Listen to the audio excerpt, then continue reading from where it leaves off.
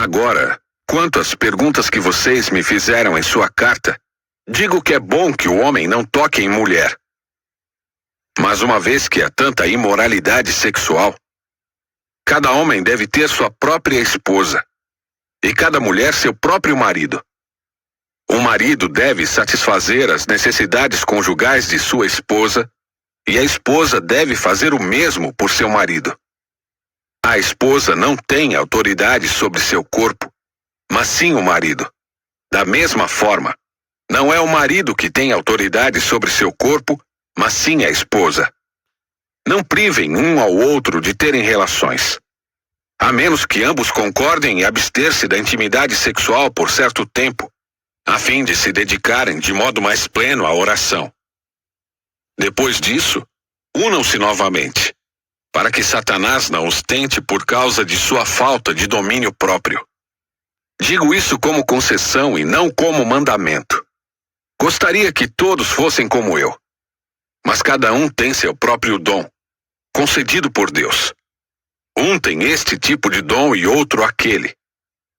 Portanto, digo aos solteiros e às viúvas: é melhor que permaneçam como eu, mas se não conseguirem se controlar, devem se casar.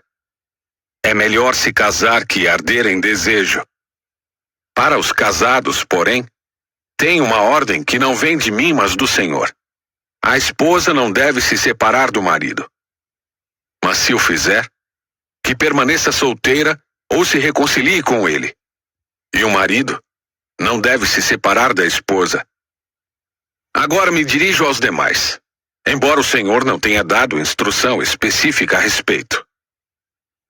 Se um irmão for casado com uma mulher descrente, e ela estiver disposta a continuar vivendo com ele, não se separe dela. E se uma irmã for casada com um homem descrente, e ele estiver disposto a continuar vivendo com ela, não se separe dele, pois o marido descrente é santificado pela esposa, e a esposa descrente é santificada pelo marido. Do contrário, os filhos seriam impuros, mas eles são santos. Se, porém, o cônjuge descrente insistir em se separar, deixe-o ir. Nesses casos, o irmão ou a irmã não está mais preso a outra pessoa, pois Deus o chamou para viver em paz. Você, esposa, como sabe que seu marido poderia ser salvo por sua causa? E você, marido, como sabe que sua esposa poderia ser salva por sua causa? Cada um continue a viver na situação em que o Senhor o colocou e cada um permaneça como estava quando Deus o chamou. Essa é minha regra para todas as igrejas. Se um homem foi circuncidado antes de crer, não deve tentar mudar sua condição.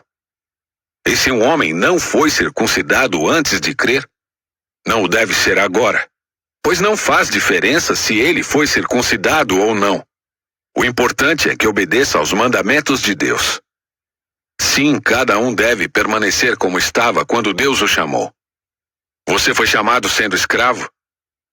Não deixe que isso o preocupe, mas se tiver a oportunidade de ficar livre, aproveite-a. E se você era escravo quando o Senhor o chamou, agora é livre no Senhor. E se você era livre quando o Senhor o chamou, agora é escravo de Cristo. Vocês foram comprados por alto preço. Portanto, não se deixem escravizar pelo mundo. Cada um de vocês, irmãos, deve permanecer como estava quando Deus o chamou.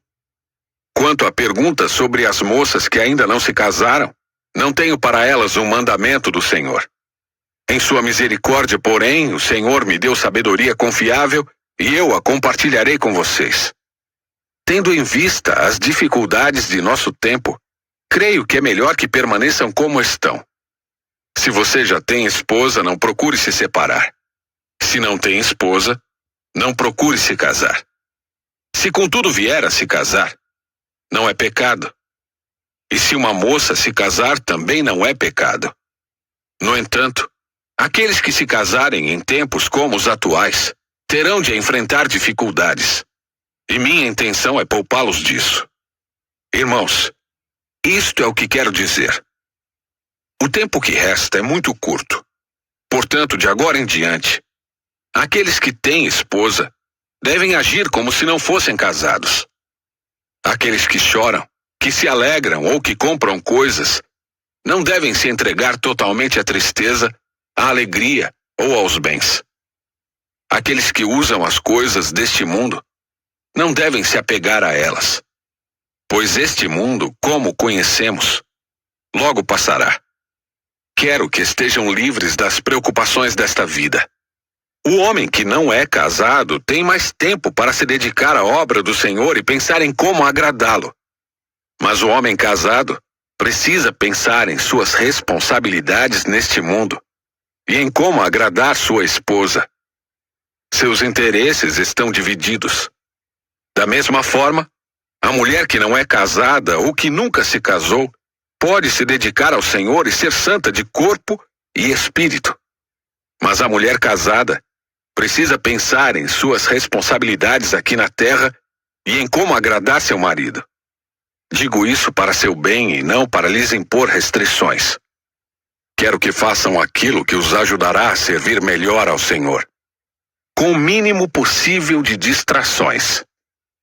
Se, contudo, um homem acredita que está tratando sua noiva de forma inapropriada e que seus impulsos vão além de suas forças, que se case com ela, como é desejo dele.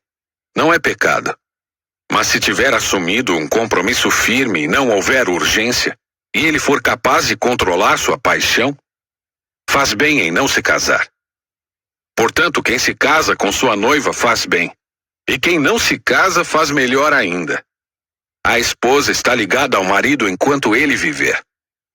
Se o marido morrer, ela está livre para se casar com quem quiser, desde que seja um irmão no Senhor.